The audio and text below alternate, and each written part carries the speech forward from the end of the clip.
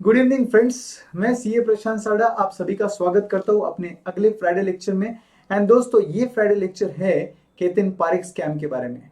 The Ketan Parekh scam is known as infamous stock market fraud. Infamous मतलब वो जो अपने बैड क्वालिटी के लिए नोन होता है। यस फ्रेंड्स, काफी लोगों ने सुना रहेगा केतन पारेख स्कैम के बारे में। आज देख लेते हैं detail about this case study. Friends, there is one sentence I remember, बस वक्त की बात है, मेरे जैसा एक और आएगा। If I translate this in English, it is nothing but it is just about time there will be another one like me. This sentence was told by Harshad Mehta, and the another one like him is none other than Ketan Parekh, friends. Let us have some details about Ketan Parekh. He was known as Pied Piper of Dalal Street. What is the meaning of Pied Piper? Leader who makes irresponsible promises is Pied Piper. So he was known as Pied Piper of Dalal Street. He is former stockbroker from Mumbai, popularly known as Bombay Bull. He is chartered accountant by qualification and he joined his family-owned business of stockbroking. He was trainee at Harshad Mehta's own firm, which is Gromer Research and Asset Management Company, as we have seen in Harshad Mehta scam. Ketan Parekh had trading relations with companies like Global Trust Bank (GTB) and Madhavpura Mercantile Cooperative Bank. Ketan Parekh was also close friends with famous international celebrities like Kerry Parker. जो लोगों को पता नहीं है carry Parker कौन है, सो दोस्तों he was Australian media tycoon, one of the very influential person of that time. So both of them also came together for a venture capital company in order to fund some startup companies in India. तो दोस्तों ये पूरे background से ये जरूर पता चलता है कि दिमाग wise he was super awesome because he was chartered accountant. At the same time support wise या एक influence wise he was more powerful. So friends, the K10 stock, ये काफी बार इंटरनेट पे नाम आता है, द K10 स्टॉक। तो ये क्या था दोस्तों? Ketan Parekh was said to be a believer of information technology, then communication and entertainment, जिसको काफी बार आइस के एब्रिविएशन से बुलाया जाता है। Ice, information technology, communication, entertainment. He always believed that these three sectors will never come down, and therefore he selected 10 companies from these three sectors. The companies which he selected, the K10 stocks, are in front of you. You can see the names like Z Telefilms, Amitabh Bachchan corporation limited, ऐसे बहुत से अलग अलग ये 3 sectors की company थी। Total कुल मिलाकर 10 कंपनियां थी जिनको K10 स्टॉक, केतन पारेख के 10 स्टॉक बुलाया जाता था। सो फ्रेंड्स, K10 स्टॉक की अगर रैली की बात करी जाए तो दोस्तों कुछ स्टॉक्स में आपको उदाहरण के तौर पे यहां पर पेश करना चाहूंगा कि जी एंटरटेनमेंट का स्टॉक जो केवल 127 रुपए में ट्रेड हो रहा था, in no time it was 2330 rupees. Another example can be next stock, that is Benta Media, and इनका प्राइस था 175 जो बढ़कर हो गया दोस्तों 2700 in few months time. So दोस्तों, that was the kind of rally he used to take in the stocks what he selected. So how does this stock, the whole scam operated? Let us see, जिसको हम लोग बोलते हैं scam का modus operandi. So friends, Ketan Parekh scam की 2 की strategies use करता था। सिर्फ 2 इंपॉर्टेंट चीजें केतन पारेख के स्कैम में इन्वॉल्व थी जो बहुत ज्यादा इंपॉर्टेंट भी थी। तो ये क्या थी? पहली थी आपकी सर्कुलर ट्रेडिंग और दूसरी थी दोस्तों जिसको हम बोलते हैं pump and dump scheme. Pump and dump scheme. So दोस्तों दोनों भी एक हमारे लिए नया टर्मिनोलॉजी है जो हम पहली बार अपने चैनल पर डिस्कस कर रहे हैं। सो दोस्तों एक काम करते हैं, स्टेप बाय स्टेप समझ लेते हैं। पहले ये सर्कुलर ट्रेडिंग क्या होता है। जैसे कि आप यहाँ पर पिक्चर में देख सकते हो कि ट्रेडर ए ने ट्रेडर बी को गुड्स ये अपने स्टॉक बेचे, ट्रेडर बी ने ट्रेडर सी को स्टॉक बेचा, ट्रेडर सी ने फिर ट्रेडर डी को बेचा और वापस ट्रेडर डी ने ट्रेडर ई को बेचा, फिर ई ने ए को स्टॉक बेचा। इसका मतलब क्या हो रहा है दोस्तों? ग्रुप ऑफ कंपनीज या ग्रुप ऑफ ट्रेडिंग पार्टनर्स क्या कर रहे हैं? अपने बीच ही ट्रेडिंग कर रहे हैं और इसी को बोलते हैं सर्कुलर ट्रेडिंग दोस्तों। सो सर्कुलर ट्रेडिंग में क्या होता है, let us see. Circular trading is a strategy where he made few junior traders, जिसको हम ब्रोकर भी बोल सकते हैं, buy and sells the shares frequently throughout the day on his call. जो शेयर्स का कॉल केतन पारेख देंगे वो शेयर्स को ये जूनियर ट्रेडर्स जो है ये कंटिन्यूस बेसिस पे अपने बीच ट्रेड्स मैच कर कर बेचा और खरीदा करते थे। ओके, तो ऐसे केस में जो इससे क्या होगा एग्जैक्टली, एक दूसरे को बेच रहा है, दूसरा तीसरे को बेच रहा है, तीसरा वापस पहले को ही बेच रहा है, तो इससे क्या होगा सर? इससे उस स्टॉक का दिन भर का जो ट्रेडिंग वॉल्यूम है, बाइंग एंड सेलिंग का वॉल्यूम है, ये बढ़ता है। एंड आपकी जानकारी के लिए बोलता हूं दोस्तों, इंस्टीट्यूशनल इन्वेस्टर्स इन्वेस्ट करने के पहले ट्रेडिंग वॉल्यूम को बहुत इंपॉर्टेंस देते हैं, क्योंकि ट्रेडिंग वॉल्यूम से समझता है दोस्तों कि वो जो पर्टिकुलर शेयर है या वो स्क्रिप्ट है वो कितना लिक्विड है या उसमें कितने ट्रांजैक्शंस का फ्लो हो रहा है। सो इस तरीके से केतन पारेख क्या करते थे कि उस स्टॉक में आर्टिफिशियली वॉल्यूम जनरेट करते थे, ताकि इंस्टीट्यूशनल इन्वेस्टर्स उस स्क्रिप्ट की तरफ, उस स्टॉक की तरफ अट्रैक्ट हो जाए। Due to this, other investors were tempted to make investment since these stocks were active. Actively traded जो stocks होते हैं उसको obviously attention मिलता है मार्केट में। आप सभी को डिमांड और सप्लाई ये दो साइड पता है मार्केट के। सो जितना ज्यादा एक्टिवली ट्रेडेड होगा उससे उस स्टॉक का डिमांड समझता है। So friends, once the prices shoot up, he would make profit and also pay traders a small commission. So ये क्या करते थे? एक्टिवली ट्रेडिंग स्टार्ट कर देते, वॉल्यूम बढ़ा देते थे और इससे अट्रैक्ट हो जाते थे इंस्टीट्यूशनल इन्वेस्टर्स, वो भी काफी बल्क वॉल्यूम में पैसा इन्वेस्ट करते थे। स्मॉल इन्वेस्टर्स भी अट्रैक्ट होते थे और वो भी इस स्टॉक में पैसा लगा देते थे। जब ये पूरा पैसा इस स्टॉक में लग रहा है तो इसका डिमांड बढ़ रहा है, जिसकी वजह से इस स्टॉक का प्राइस बढ़ेगा। जब ये स्टॉक का प्राइस बढ़ जाएगा तो केतन पारेख क्या करता है? अपना पूरा स्टॉक लिक्विडेट कर देता है, मतलब बेच देता है और प्रॉफिट कमाकर बाहर हो जाता है, जिसकी वजह से ऑब्वियसली काफी प्रॉफिट मिलेगा उसे। और वो बदले में क्या कर रहा है? जो स्मॉल जूनियर ट्रेडर्स है जिनके थ्रू उन्होंने अपना वॉल्यूम बढ़ाया था, उनको कमीशन दे देता है और इस तरीके से अलग अलग स्टॉक में सर्कुलर ट्रेडिंग करता था। This trading via investors was popularly known as बदला सिस्टम। सो इसे बदला सिस्टम भी बोलते हैं, जिसमें बोरिंग भी इन्वॉल्व होती है। और बोरिंग जो होती है वो शॉर्ट पीरियड के लिए इन्वॉल्व होती है, जिसमें इस सर्कुलर फॉर्म में हम ट्रेडिंग कर रहे हैं through borrowing for short term period less than 70 days. That is more popularly known as badla transactions. Now friends, circular trading को और थोड़ा डिटेल में समझ लेते हैं। कुछ जूनियर ब्रोकर्स या ट्रेडर्स साथ में आ गए और केतन पारेख ने उनको समझाया कि जो जो शेयर्स का मैं कॉल दूंगा उसे दिन भर में आपने हाई वॉल्यूम्स में ट्रेड करना है। ये लोग अपने बीच प्राइस, क्वांटिटी सब कुछ डिसाइड करते थे और एक ट्रेडर दूसरे ट्रेडर को बेचता था, दूसरा तीसरे को, तीसरा चौथे को, चौथा वापस पहले को। इस तरीके से दोस्तों अपने ही ट्रेडर्स जो है अपने बीच ट्रेड करते थे। उनमें इनमें से काफी ट्रेडर्स जो है ये और कोई नहीं, केतन पारेख की कंपनियां होती है। और सर्कुलर ट्रेडिंग में ये जो भी ट्रेडर्स इन्वॉल्व है, ये ट्रेडर्स क्या करते? स्टॉक के मार्केट के प्राइस को ऊपर ले जाते हैं बिकॉज ऑफ हाई वॉल्यूम। एक बार ये स्टॉक के प्राइसेस अच्छे खासे हो गए और ज्यादा इन्वेस्टर्स इसको अट्रैक्ट कर लेते और इन्वेस्टर्स अपना पैसा भी लगा देते। इंस्टीट्यूशनल इन्वेस्टर्स ये सब देख रहे हैं और इंस्टीट्यूशनल इन्वेस्टर्स ने अपना पैसा लगा दिया क्योंकि हाई वॉल्यूम ऑफ ट्रेड हो रहा है।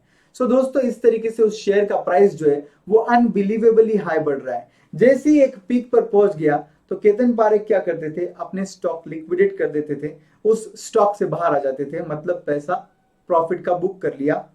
और बदले में जो जूनियर ट्रेडर्स उनके साथ इन्वॉल्व होते थे उस चीज में, उन्हें वो लोग कमीशन देते थे और आगे वापस से नेक्स्ट स्टॉक को सिलेक्ट करते थे।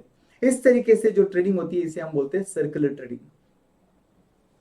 एंड दोस्तों दूसरा जो की स्ट्रेटेजी उन्होंने यूज किया था वो था pump and dump scheme.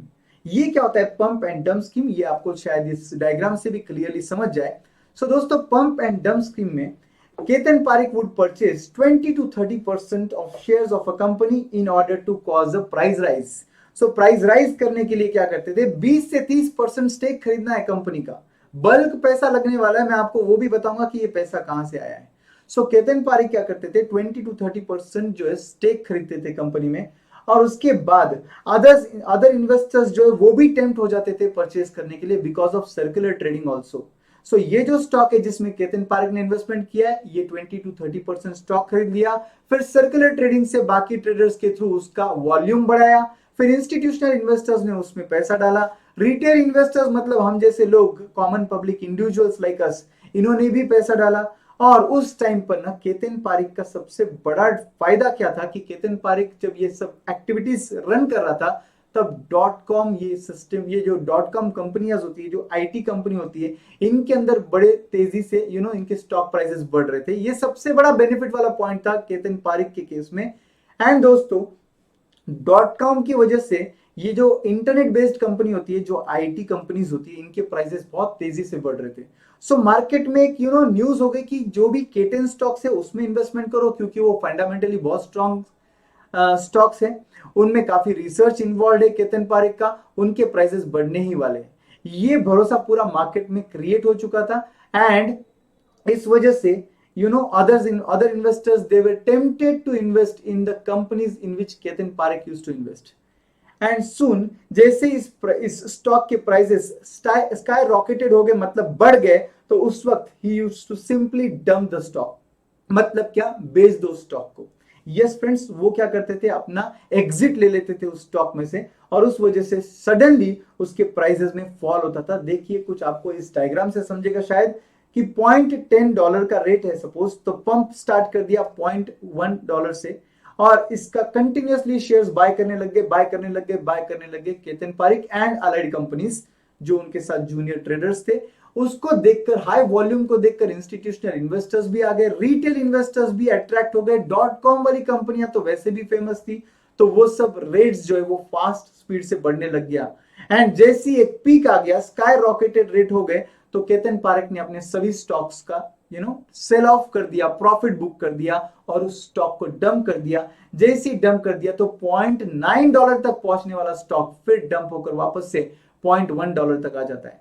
Pump मतलब पैसा डालो और स्टॉक की वैल्यू को बढ़ाओ, डंप मतलब सेल कर दो और स्टॉक की वैल्यू को नीचे ला लो।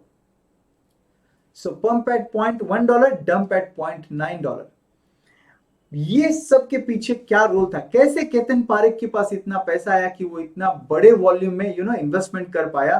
सो दोस्तों, यहां पर मैं आपको बताना चाहूंगा, माधवपुरा मर्केंटाइल कोऑपरेटिव बैंक में केतन पारिक का काफी अच्छा टाइप था। उन्होंने काफी स्टेक भी बाय किए थे इस बैंक के। एंड दोस्तों, कुछ इंटरनल स्टाफ के ब्राइब की वजह से इन्होंने उस माधवपुरा बैंक से काफी एम्बेजलमेंट ऑफ कैश किया। देखिए दोस्तों, Ketan Pareek was believed to have bribed the officials of the bank and persuaded them to lend amount against shares beyond the limit permissible by law। जो भी लिमिट लॉ परमिट करता था, उस लिमिट के beyond दोस्तों ये बैंक जो है एमएमसीबी बैंक, ये लेंड करती थी केतन पारिक को। This was obviously fraud and the bank crossed its limit and extended the credit to Parikh. Then the bank started making unsecured loan also to Parekh। Unsecured loan किस तरीके से दिया जाता था दोस्तों, आप सुन के हैरान हो जाओगे।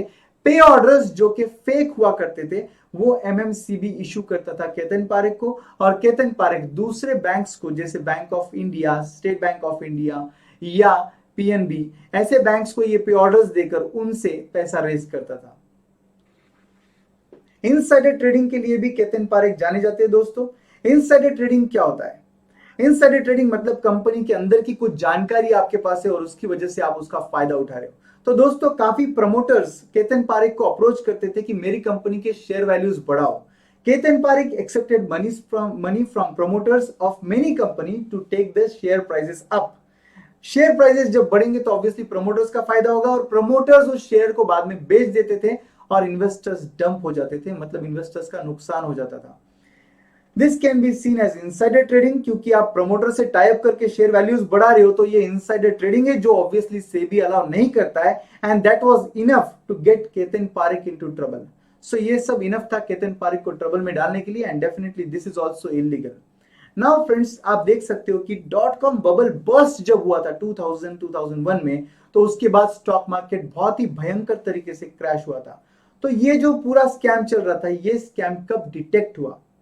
So दोस्तों, this scam was detected when the market falled, and that fall of market was due to dot-com bubble burst। एक बार ये स्टॉक मार्केट में भयंकर तरीके से फॉल आया था, क्योंकि यूएस स्टॉक मार्केट फॉल हुआ था।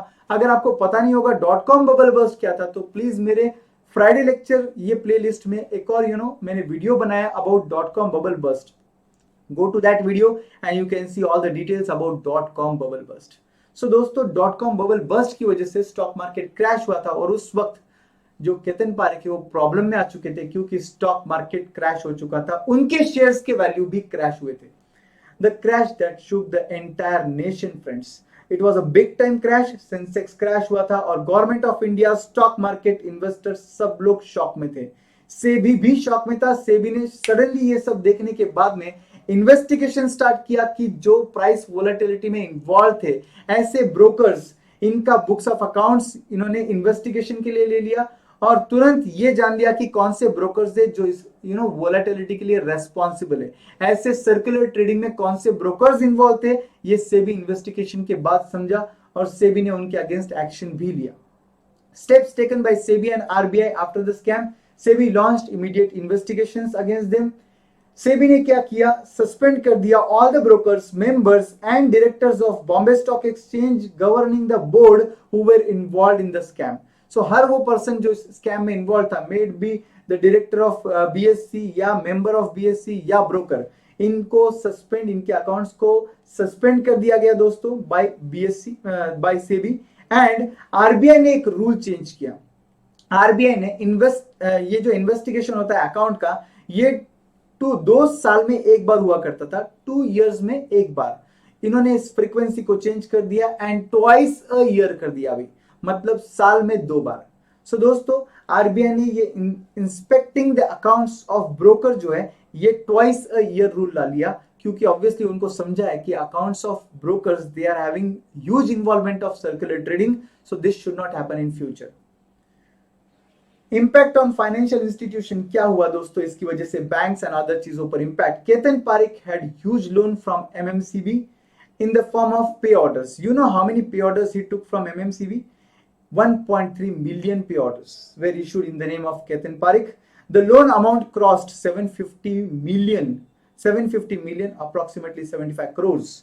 एंड फ्रेंड्स सेबी और सीबीआई के ये पूरे डिटेल इन्वेस्टिगेशन के बाद ये भी पता चलता है कि total money which was moved by Ketan Parekh was a shocking figure 64 billion. अकेले एक पर्सन को 100 करोड़ के ऊपर स्कैम करना पॉसिबल, ऑब्वियसली इंडिया में ही पॉसिबल हो सकता है। कलकत्ता स्टॉक एक्सचेंज, इनको भी टारगेट किया था केतन पारेख ने क्योंकि हर्षद मेहता का स्कैम रिसेंटली 1992 में आया था एंड दोस्तों इसके बाद बीएससी के रूल्स जो है वो काफी स्ट्रिक्ट हो चुके थे, तो उन्होंने टारगेट किया कलकत्ता स्टॉक एक्सचेंज को mainly because of 3 reasons. Number 1, lack of regulations and surveillance on CSE, that is Calcutta stock exchange allowed highly illegal बदला ट्रांजैक्शंस देयर, ये जो सर्कुलर ट्रेडिंग वगैरह होता है थ्रू बोरोड फंड वगैरह। The exchange was having third largest volume of transaction after BSC and NSC and CSE helped Ketan Parekh to cover the operations from his rivals in Mumbai, क्योंकि सबका ध्यान BSc NSC पर होता है, यहाँ पर Calcutta stock exchange पर ध्यान बहुत कम था, उनके राइवल्स मुंबई में ध्यान दे रहे थे और यहाँ पर स्कैम कलकत्ता स्टॉक एक्सचेंज पर भी चल रहा था।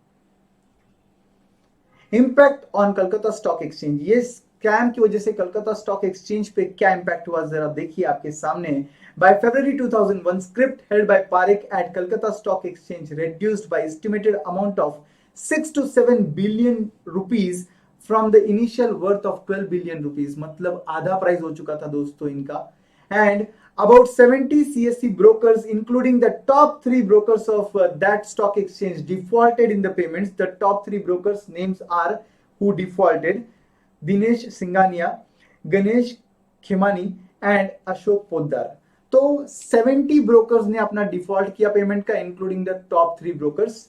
Mid of March the position was worst at Calcutta stock exchange because जो ब्रोकर्स का होल्डिंग था उनका फर्दर वैल्यू रिड्यूस होकर दोस्तों सिर्फ 2.5 to 3 मिलियन हो चुका था। तो Calcutta stock exchange was having a big crash. Regulatory action against Ketan Parekh क्या लिया गया वो भी देख लेते हैं। A 30-member joint parliamentary committee was formed to find out what exactly happened in Ketan Parekh's circular trading and everything, and they proved that there was involvement of circular trading with variety of companies like GTB and MMCB. इनकी मदद से ये सब हो पाया। Ketan Parekh was arrested by CBI on 30th March 2001. He was prohibited to trade in stock market at BSE for 15 years, that is till 2017, but still अगर sources की माने जाए तो उनका इनसाइडर ट्रेडिंग फिर से शुरू था, वो दूसरे ब्रोकर्स के थ्रू किया करते थे ये बैंड पीरियड के अंदर भी। He was charged for defrauding the banks to the volume of almost $20 million 20 million dollar का इन्होंने डिफॉल्ट किया बैंक्स को, ऐसा माना गया है। कंक्लूजन यही है दोस्तों कि 2000 बिलियन लोगों का इन्वेस्टर्स का डूब गया, totally investors lost their money. Ketan Parekh was released on bail on May 2001। यही होता है इंडिया में आखिर। All Ketan Parekh has to say was I made mistakes, बस that plain statement he made in media। The real investors, retail investors were the worst hit, क्योंकि उनका पैसा बहुत वॉल्यूम में डूब गया। रिटेल इन्वेस्टर मतलब मैं बताना चाहूंगा इंडिविजुअल इन्वेस्टर्स को रिटेल इन्वेस्टर्स बोलते हैं। साथ ही साथ दोस्तों इंस्टीट्यूशनल इन्वेस्टर्स का भी काफी पैसा गया, क्योंकि institutional investors high volume of trading को देखकर इन्वेस्टमेंट करते हैं। SBI, bank of India, PNB, इन्होंने भी बहुत लॉसेस सफर किए बिकॉज पे ऑर्डर्स जो फेक इशू किए थे MMCB ने, ये इन्हीं बैंक्स को देकर इनसे पैसा लिया था केतन पारेख ने। MMCB was also suffered huge losses because of everything what happened। And दोस्तों ये सब जो आपके सामने प्रेजेंटेशन में आपको दिखा रहा हूं, this was all possible because of my this team of students who are always eager to help me on my Friday lectures। Let me tell you, this all detailed research is not possible without their help। So definitely I would like to appreciate their efforts, what they make to me coming up in front of you on every Friday with new case study friends। So I again insist you friends, अगर आपने अब तक मेरे channel को subscribe नहीं किया है तो सब्सक्राइब कर दीजिए, क्योंकि हमने हमारा थीम चेंज कर दिया है। नो डाउट आपको सब्सक्राइब करके बेल आइकन तो हिट करना ही है, but friends now the theme is live it, learn it, love it and use it in your what in coming days we are going to come up with different topics on Friday lectures, and definitely stay tuned for more topics। We are reaching with good numbers of subscribers। I am sure 1 lakh subscriber benchmark will soon come। Till then everybody take care, see you all on our next Friday session। Goodbye friends, take care।